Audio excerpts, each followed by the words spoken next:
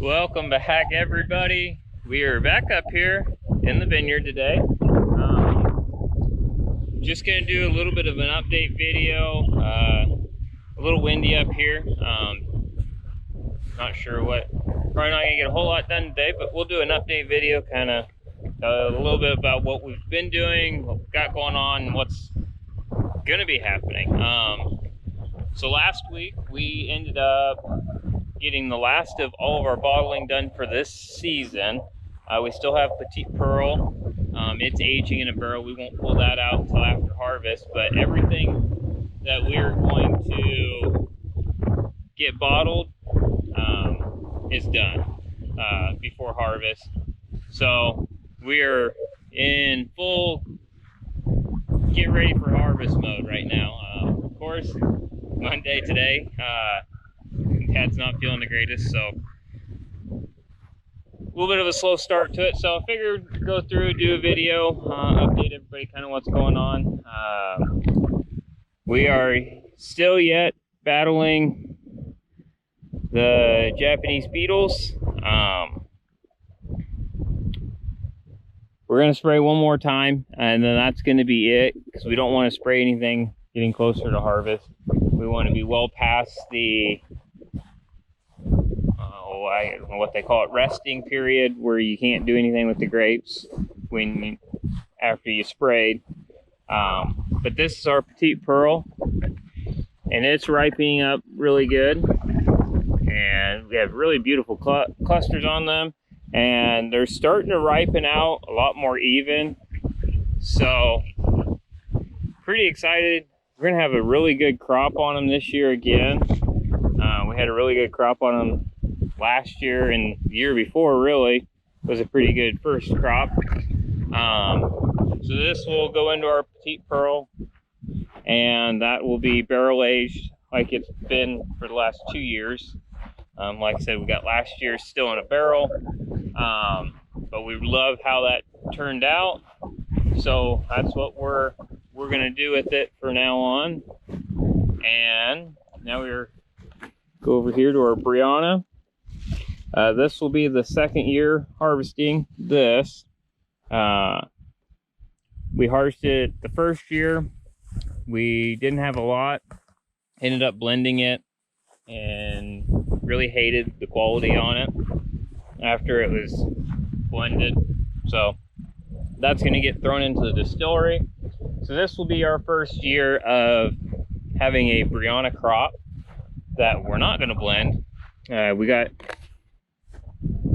these 2-3 rows will be added to our production from before. We just had 2 rows over here, so we should have plenty enough to be able to, let's see if we can get out of the wind here. Apologies for the wind. So we'll add 3 more rows to the 2 rows that we did last year, so we'll have plenty. That'll be one of the first things we harvest. Edelweiss will be another thing we harvest first off, and I think the St. Croix as well will be one of the first ones we harvest. And Edelweiss not looking the best, but there's a good crop of it out here, and this will all harvest all right. If we were hand picking, we probably wouldn't hand pick it, because it's just, yeah, nobody wants to hand pick that when it looks like that. So everything will be harvested, machine harvested, and we're hoping to start machine harvesting next week. I think we're going to run our brick test probably tomorrow. I think is when Dad was wanting to do that. We were going to do that today, but he's not feeling the greatest, so we'll wait till tomorrow to do that. So we'll show everybody kind of the process of doing that. But essentially, you'll go down the row, you'll pick 50 berries individually. You don't look at them. You just walk up every so often, grab a berry, and then you put it in a bag, and do about 50 samples per row, and that normally can give you a pretty good guesstimate on where you're at. So we'll do all that. We'll test probably St. Croix, Edelweiss, Brianna, probably do the Frontenac Blanc. Frontenac Blanc's not looking very good right there. You get out here a little ways and it starts getting better. We just didn't have much foliage on it this year, so we just things are getting kind of sunburnt, and so, but that'll probably end up being one of the ones that we distill out again this year. We have yet to distill out the last year, but we'll distill it out and see what it's like. We'll keep moving on down here. Another thing I was going to mention, we got a couple things we got to fix up in the vineyard before we get to harvest, so we'll make sure we put that in there. We got a couple wood posts that snapped off. Just don't like wood posts. They didn't last near as long as they were supposed to. They were said to be gonna last. So everything that we do now is gonna be metal. See these? We had those are all metal there. That was some extra metal that we got down at the salvage yard that the power plant didn't end up using. So that worked out pretty good for those rows, but we'll just buy the ones that we put in the newer part of the vineyard. So, but we got a row of Edelweiss over there. It always snaps off. I think it's just because it's so much more exposed to the wind and being up on top of the hill, it's just not the best. So that all gets replaced with metal. And yeah. So look here at our St. Croix. Oh, kidding. All right, we'll come over here and look at our Reliance. And it's coming along good. That stuff already working on it. It's definitely not ripe yet, but this one we will end up harvesting a little bit earlier, just because once it starts to ripen a lot, it just, everything attacks it. Everything goes after it. Raccoons, birds are the worst on these. They get that, just when they start to turn color, it just, not sure if it's got a pheromone. Like when you come up here in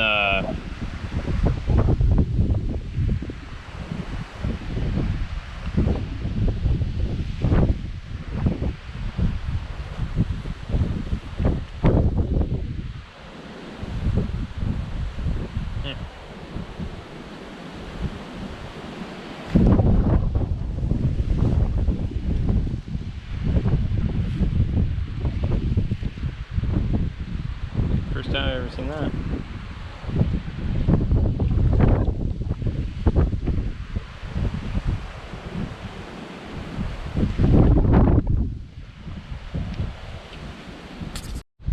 So this is our Canadice row. This is our Reliance row. And I will show you exactly what I'm talking about working about birds. Now these, it's the first time I've ever seen these little bugs this bad. I don't know what those necessarily are. I'll ask Dad. But the second they start to get ripe, get that nice color to them, birds start coming through and start pecking them out. They'll get those little peck marks right there. And they'll just go through and just peck out the clusters, and it'll ruin it. This row, Canadice row, has really just been kind of a sacrificial row. We hope everything goes after it first and then kind of leaves the Reliance alone, but noticing that the Reliance is getting bothered too.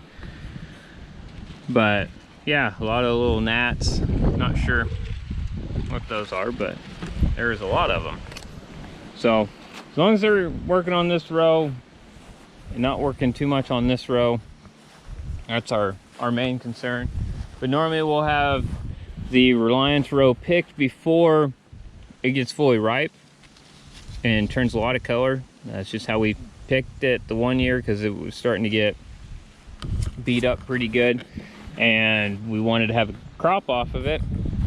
And so we went ahead and harvested it a little bit early because the harvester was down, and we figured if we were going to get it picked, we would let it go another week. It wasn't gonna be there. So we went ahead, got it picked, and ended up loving how it turned out. So we're gonna watch the Brix on it and try to pick it about the same time we did last year, because we like the quality of the wine that came out of it. The quality of the grapes was there, and so we're gonna target for that same pH and Brix level, and yeah, we'll go from there. But yeah, that's really all I got for the vineyard for today. Like I said, we gotta post that. I'll show you the process of that. I don't think I did last time we did it. The Edelweiss, we had probably, I don't know, 10 posts out of the row, snapped off, had the whole row laying over, and we used both tractors and loaders to chains, and got the posts set, then drove the tractors, pulled the posts, pulled the row back level, because you got to use both tractors to do that, because you just put too much pressure and tension on one spot, and then that way you can move it over, get the tension on it, be able to move that tractor while the other tractor's still holding tension. So yeah, works pretty nice. Very glad that we ended up getting another loader for that 4520. I think it's a 400E, 400 something X loader, and it's been a dream. Love having it around. It helps with the sprayer as well. So, but that's all I got for the vineyard today. We'll run down, take a look at the corn. I'm slowly getting more and more disappointed with how it turned out. But we'll run down there, see how it looks, see how bad the bugs are, and we'll go from there. See you down there. I also forgot to mention that today's sponsor, yet again, Whiskey Run Creek, they're in Brownville, Nebraska. Thank you to those guys for sponsoring yet another video. I think they'll probably continue to be our sponsor for the videos. So yep, thank you Whiskey Run Creek for allowing this video to happen. And yeah, we'll do a little plug for those guys over there. So thanks again, guys. Okay, so we are up here at the corn patch, and we are in the Indian corn right now. I'm really curious on how all this is going to turn out. It's got a lot of ears at about that size, and I'm not sure how they'll develop, or if they'll really develop many ears on them. This was kind of an experiment this year to see what would happen when we planted the seed from last year, or 2 years ago. And you know, we're getting there's a fair amount of ears out here, but yeah, all the ears are looking fairly small. We're getting a couple of them every now and then that are pretty good size. But yeah, it'll be interesting to see when we go through and harvest those, because yeah, not too sure on how they're all going to end up. But white corn, yellow corn, all getting really nice ears on them. So pretty happy to see that. And that's all pretty well uniform. Stuff working on them a little bit, not too bad. Well, that's that's fine with us, you know. So yeah, we'll walk over here to the other side here, and we got some weeds in the way of getting around over there. But yeah, we'll look at the yellow corn down here, and got good ears on everything. So yeah, I mean they're developing, coming along, filling in, so that's good. Not noticing very many bugs out down here.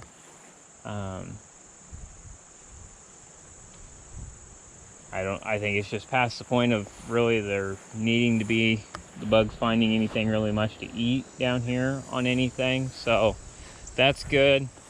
And they're probably all back up in the vineyard now. But yeah, we got some pretty good looking ears on everything down here. So excited to get this stuff harvested. Still got a ways before we get harvesting, but and then a lot of these ears we'll go through and chop off the top parts that are all kind of messed up from being chewed up by the bugs. But yeah, everything's looking pretty good, and it's really all I got for today, at least. Not sure if I'll get the video out today or if I'll throw tomorrow's content in with it or not, but yeah. Well, thanks everybody for watching today's video. Appreciate everybody, the support we've gotten. Had a fair amount of people come into the winery and say they've watched our videos and like our videos, so hopefully we can continue to put out good videos, and hopefully we can continuously make them better as I learn more and more and get more comfortable with it. And yeah, pretty excited for the next month. This whole month I'm hoping to get some really good footage of everything and be able to really show the harvesting side of everything. Get the machine down here, talk about the machine a little bit, and yeah, pretty excited. Hopefully weather holds good for a while, and we can get our grapes in, and